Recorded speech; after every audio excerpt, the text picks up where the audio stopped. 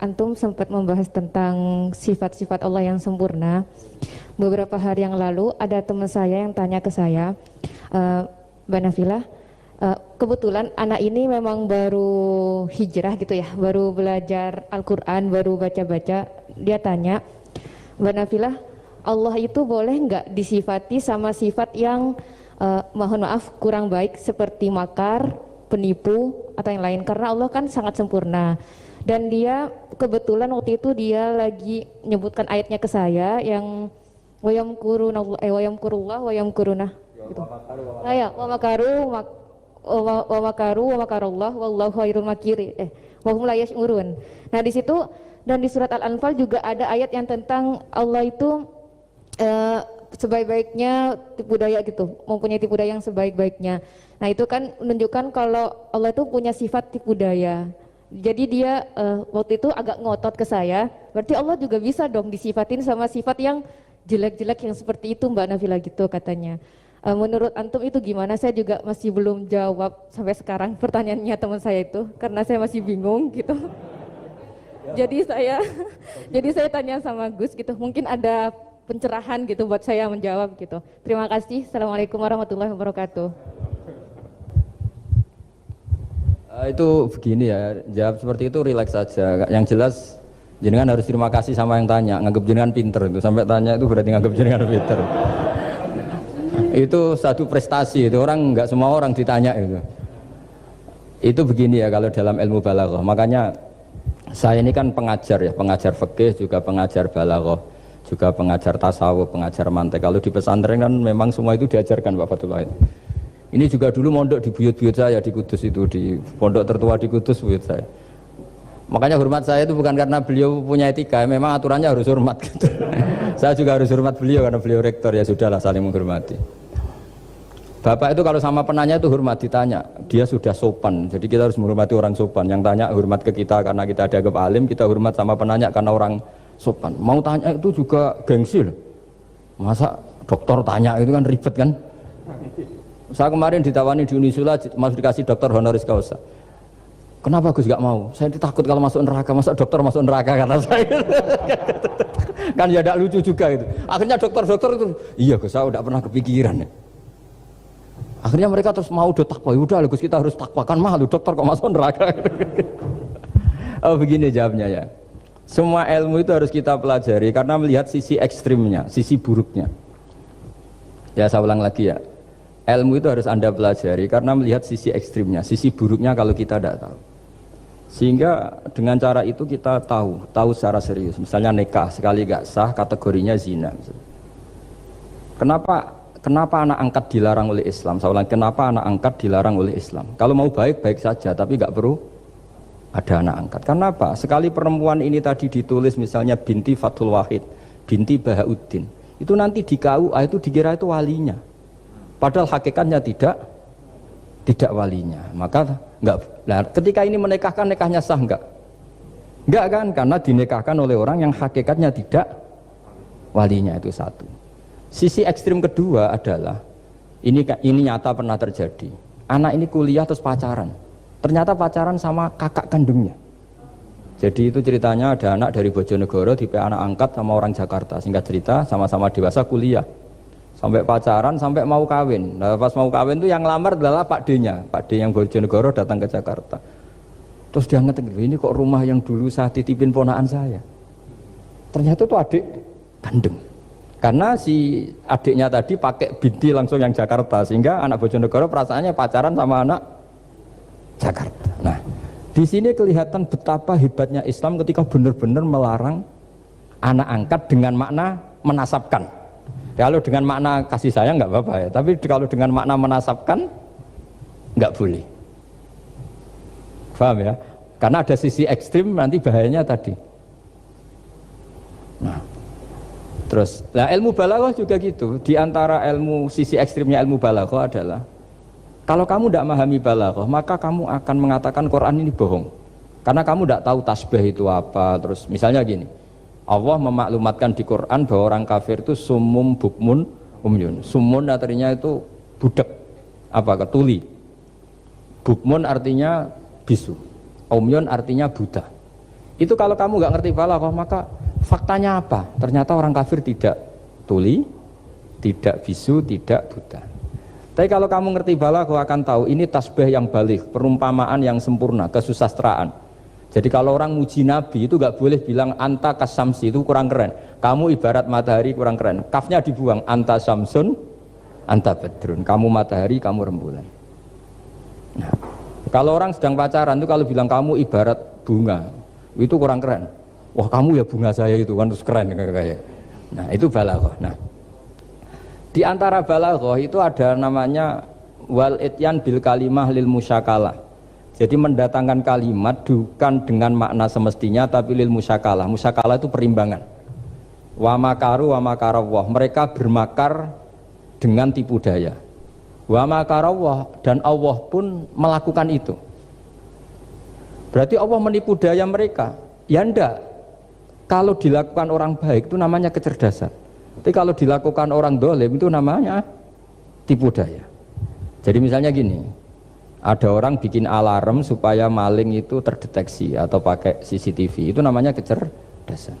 Tapi kalau maling pakai CCTV untuk kalau nyolong, ngerti pergerakan yang punya rumah.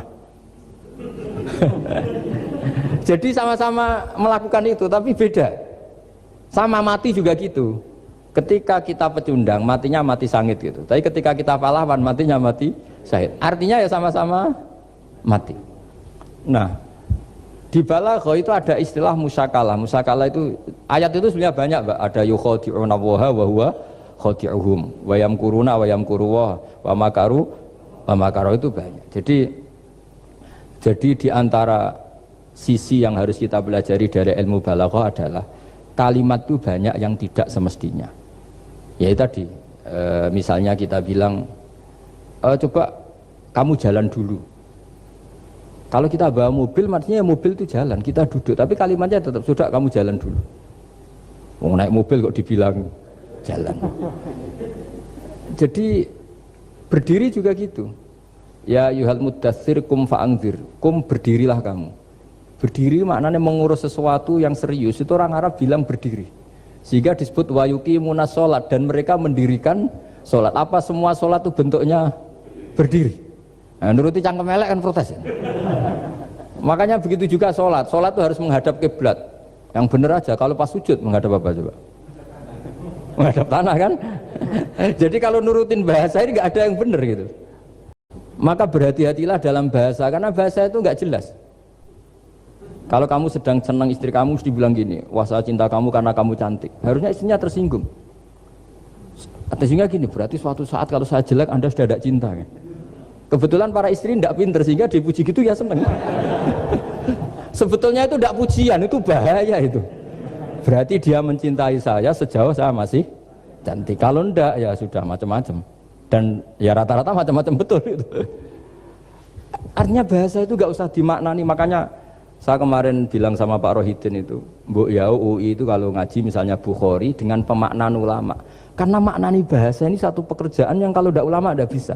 Apalagi bahasanya Rasulullah SAW. Bahasa itu susah. Dalam keseharian saja kita maknani susah, apalagi bahasanya Quran dan hadis. Ya contoh paling gampang gitu. Wa yuqimunas sholat, mendirikan sholat. Kita berdiri tegak demi bangsa ini. Memangnya perang harus berdiri, kadang harus tiarap kan? Jadi bahasa itu selalu sering kalau di balaghah disebut hakikat dan majas. Ada makna hakikat, ada makna. Dan itu harus kita kaji. Kalau enggak ya fatal, memang hasilnya fatal. Kalau enggak ya. Makanya saya dulu ketika ngaji itu ya banyak santri yang agak kurang ajar betul. Sampai sang rajanya gini Pak Khalil, Anda orang teknik pasti tahu. Gus, soft paling baik itu yang mana? Soft awal kata saya gitu. Baru agak baik kedua, ketiga. Ya kalau gitu gampang Gus, masjid tuh bikin selatan utara, semuanya soft jadi awal. Selagi bentuknya barat timur pasti ada dua tiga. Paksa mereka di soft awal dengan desain masjid selasa utara apa? Bukan manjang ya, selatan utara, sehingga semuanya di soft awal. Terus dia tanya lagi, lalu soft paling baik mana? Yang sisi kanannya imam kan itu urutannya. Ya sudah, imamnya letakkan paling selatan, sehingga semua makmum posisinya di kanan. Ya kalau itu anjuran Islam ya didesain sak bangunannya, ribet gitu. Coba kalau kamu jadi kiai ditanya gitu mangkel apa enggak? Wah ini kurang ajar betul orang ini. Selagi bangunannya memungkinkan soft 2, 3, pasti nanti ada soft 2 dan dipaksa saja, yaitu tadi bangunannya memanjang selatan utara, imamnya diletakkan paling selatan. Terus saya gantian tanya, lalu setelah begitu yang paling afdol siapa? Yang paling dekat? Ya sudah imamnya kerubuti saja. Itu, nah makanya yang sering perdebatan NU dan Muhammadiyah, dan itu kalau mau dianalisis secara ilmiah sebetulnya normal semua. Karena teks hadis itu memang butuh pemaknaan. Nabi, saya beritahu ya, Nabi itu kalau habis sholat itu memang di semua teks itu akbala ali nabi wajih. Saya sering ketemu tokoh-tokoh Muhammadiyah ya baik-baik saja, ketemu tokoh NU ya baik-baik saja, karena ini masalah teks. Saya ulang lagi, karena Rasulullah SAW idan sorofa min sholatihi akbala ali nabi wajih. Nabi setelah sholat itu menghadap ke musolli, ke makmum, kira-kira kalau Indonesia menghadap ke timur. Tapi di sebagian riwayat, Nabi itu kalau habis sholat itu melakukan sesuatu yang menunjukkan kalau dia sudah selesai sholat. Jadi filosofinya itu yang penting memaklumatkan kalau beliau sudah sholat. Karena dulu itu begini, Nabi itu kan tokoh sentral ya, beliau akramul khalqi, beliau sayyidul anbiya wal mursalin. Sehingga orang tuh kadang lari itu dari jarak 7 kilo, 6 kilo, 7 kilo lari supaya menangi sholat bersama Nabi. Nah, ketika mereka jadi posisi masbuk itu tertinggal oleh imam. Kalau Nabi posisi tetap menghadap ke barat dengan posisi orang sholat, nanti yang baru datang ngira Nabi masih sholat. Dan kalau kadung makmum ternyata Nabi sudah selesai. Itu sholatnya namanya nggak sah. Karena apa? Mengikuti orang yang hakikatnya sudah ada sholat. Terus semenjak itu jadi ilmu, maka kesunatan bagi imam setelah salam harus memaklumatkan ke hadirin kalau sholatnya selesai. Itu bisa dengan gerakan menghadap ke makmum atau menghadap ke utara atau apalah pokoknya, yang penting jangan rokokan lah misalnya itu. Ya pokoknya itu aja disarah-sarah. Ini cerita pendapat ulama, bukan pendapat saya. Jadi segampang itu ulama. Sehingga ya orang-orang yang alim dari kelompok Muhammadiyah yang lihat NU yang begitu ya biasa, yang alim melihat Muhammadiyah gitu ya biasa. Karena kita ini masalah teks. Apa? Masalah teks. Teks itu mesti orang akan memaknai secara proporsional. Saya berkali-kali menyontohkan kemarin ngaji di Ulil Albab. Wa ma min amin illa wa yukhayyalu takhsis. Tidak ada kalimat umum kecuali terbayang khususnya.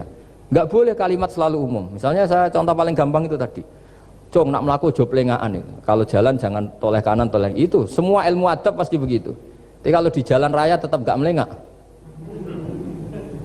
Tapi itu enggak diutarakan oleh orang tua kita karena anak ini pasti paham lah kalau mau nyeberang jalan ya harus. Tapi kalau kita nasihati kan tetap, Cung kalau jalan-jalan jangan lihat kanan, lihat kiri, jangan. Tapi hakikatnya sama. Cung kowe nak sholat sing anteng tuh kan enggak gerak. Wah ya enggak sah lah, kamu enggak rukuk, enggak sujud, anteng aja. Ada ini cerita. Jadi kalimat itu sesuatu yang pemaknanya itu pasti proporsional gitu. Kalau kamu sholat dinasihati gimana? Sing anteng. Ya sholat kalau anteng sah enggak kira-kira? Enggak sah kan berarti enggak rukuk, enggak sujud, kan anteng aja dia.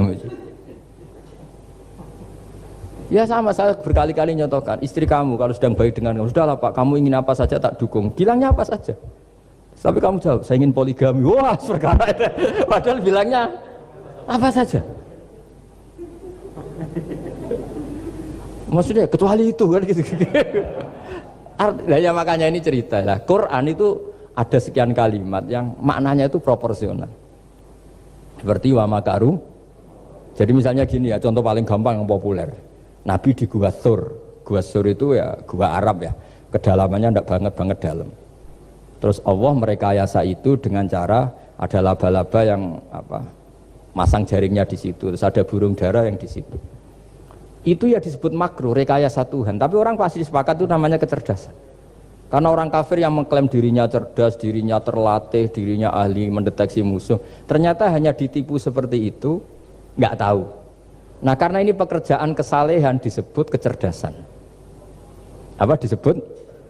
Tapi andaikan sebaliknya, nyuwun sewu, ada orang lari dari kejahatan, terus merekayasa seperti itu disebut rekayasa karena bentuknya kejahatan. Jadi ada sesuatu yang sama, tapi ketika dilakukan orang soleh itu baik, karena nanti itu disebut kecerdasan. Kalau dilakukan orang dolim itu buruk, karena itu disebut rekayasa. Ya kira-kira seperti itu.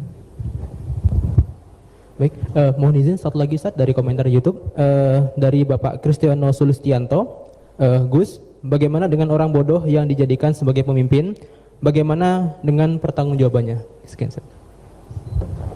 Begini ya, kalau bodoh dengan makna kita ini kan biasa mengkaji Quran ya, terutama kita yang di pesantren, yang dosen VAI atau siapa saja yang nekuni ilmu Quran.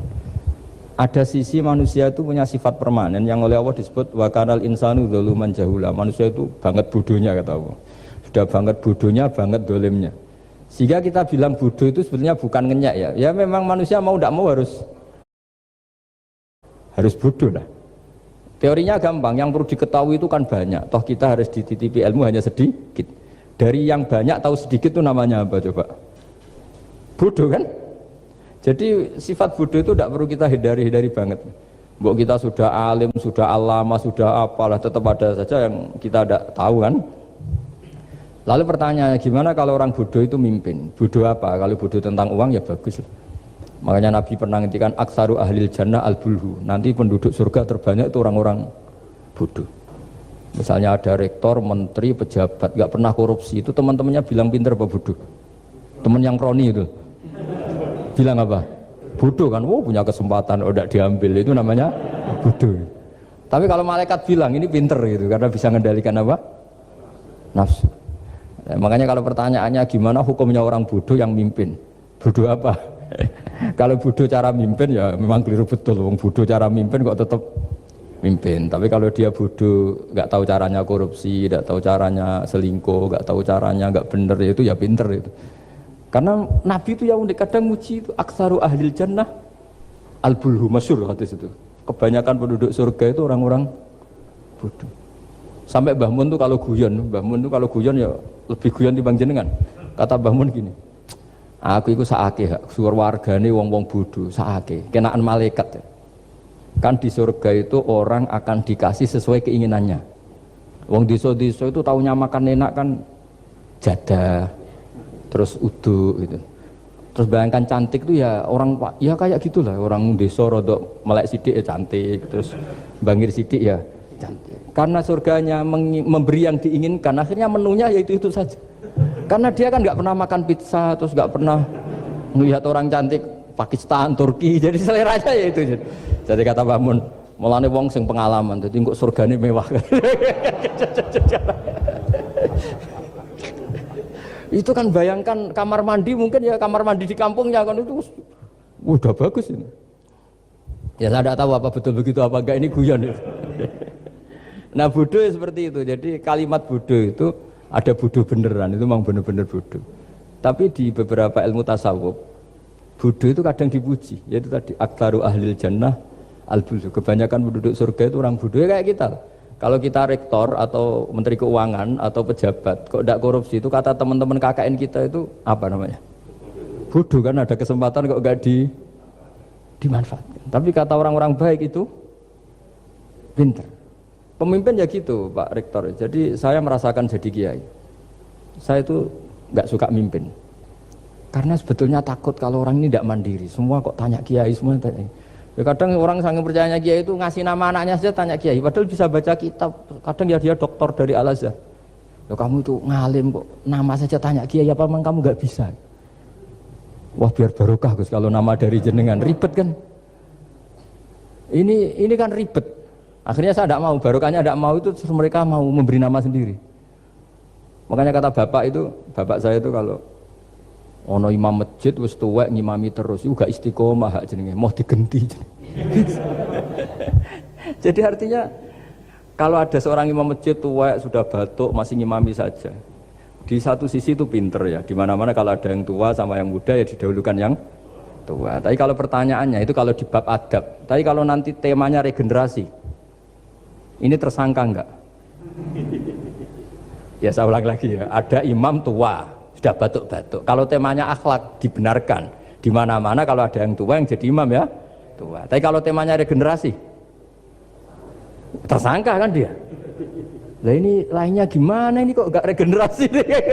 Artinya gini, makanya saya bilang kalimat bodoh beneran apa bodoh yang relatif nisbi. Jadi manusia itu seperti itu, makanya disebut wakanal insanu zaluman jahula. Di bab adab dia benar jadi imam, tapi kalau babnya regenerasi salah. Makanya kalau jadi pemimpin berkali-kali, makanya benar Indonesia dibatasin 2 periode. Harusnya kalau teori pengalaman, benar mana presiden ketiga sama kedua? Benar ketiga kan lebih punya pengalaman. Tapi kalau dibalik, pakai teori regenerasi, memangnya orang Indonesia hanya dia tok yang bisa jadi presiden?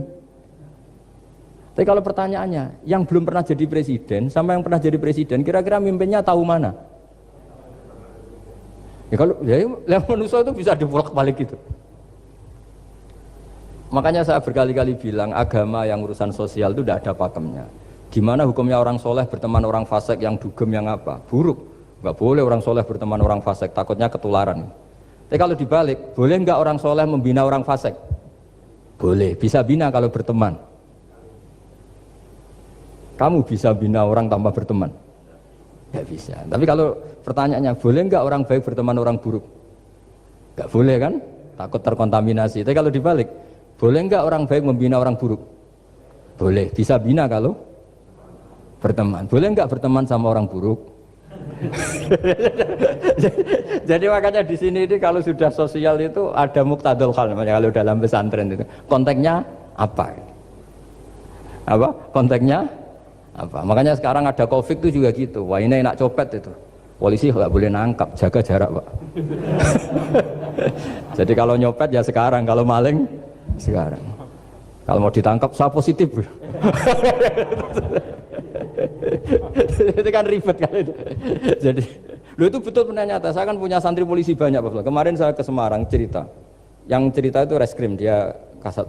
Itu cerita. Kemarin tuh ada Gus maling sudah ditangkap lepas. Itu yang jenis positif. Itu gak ada yang berani nangkep itu. Jadi polisi hanya ngepung tok. Bingung gitu. Polisi takut mah positif orangnya. Dikepung, pokoknya kalau lari tembak sambil nunggu tim APD yang lengkap baru ditangkap. Ya saya kira